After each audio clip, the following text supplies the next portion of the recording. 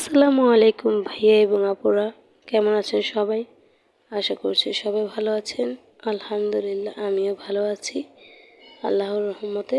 তো আজকে আমি একটা রেসিপি নিয়ে আসলাম, আর সেটা হচ্ছে বেরেস্তা পোলাও। তো কম বেশি কিন্তু আমরা বেরেস্তা পোলাও সবাই রান্না করতে পারি। তো আমার এটা হচ্ছে ফার্স্ট টাইম রান্না করা, এই জন্য একটু এক্সাইটমেন্ট বেশি। তো প্রথমে আমি কিছু পেঁয়াজগুলো হালকা হালকা ভেজে বেরেস্তা করে নিচ্ছি।